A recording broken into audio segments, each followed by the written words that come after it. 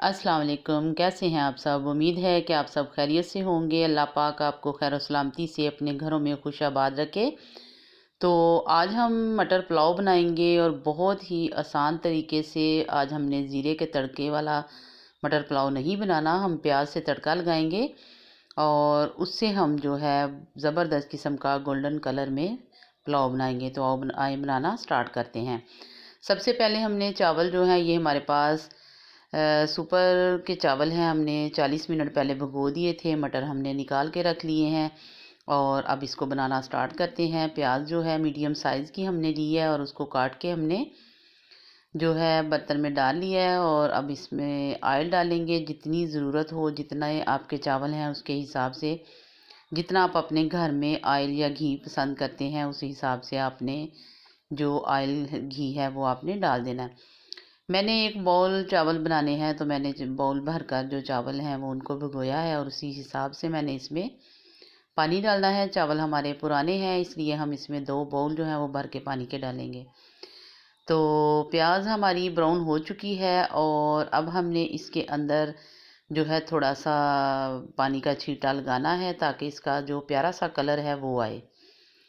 तो हल्का सा पानी का छींटा लगाने के बाद हमने इसको जो है अच्छे से इसका कलर निकालना है।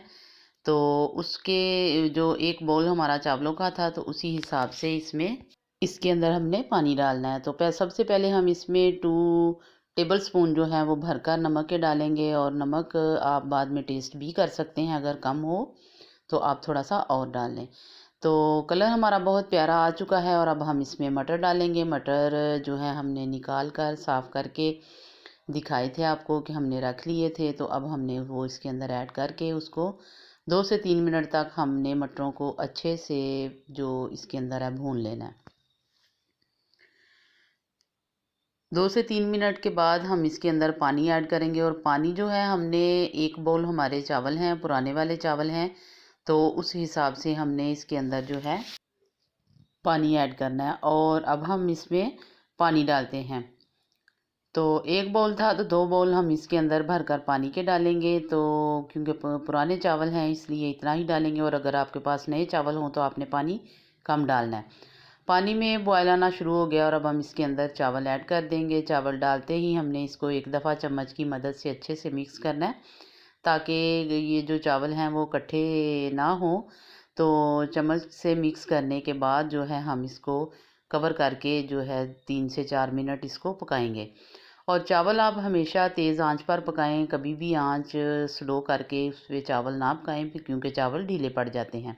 कवर करते हैं इसको और कवर करने के बाद हमने इसको 3 से 4 मिनट के बाद इसको हटाया कवर को। तो देखें माशाल्लाह बहुत ज़बरदस्त किस्म के चावल जो हैं हमारे बनकर रेडी हो चुके हैं और अब हम इसको दम लगाएंगे। तो कपड़ा लेना है हमने, पोने के साथ हमने इसको दम लगाना है। 10 मिनट तक हम इसको दम लगाएंगे और दम लगाने के बाद हम इसको प्लेट में निकालते हैं। तो ये हमारी फ़ाइनल लुक है। और अगर आपको हमारा मटर पुलाव पसंद आए तो आप हमें ज़रूर कमेंट्स में बताइएगा कि आपको हमारा मटर पुलाव कैसा लगा। अपनी दुआओं में याद रखा करें और अपना बहुत सा ख्याल रखें। और अब मुझे इजाज़त दें, मैं नई डिश के साथ फिर हाज़िर होंगी। अल्लाह हाफिज़।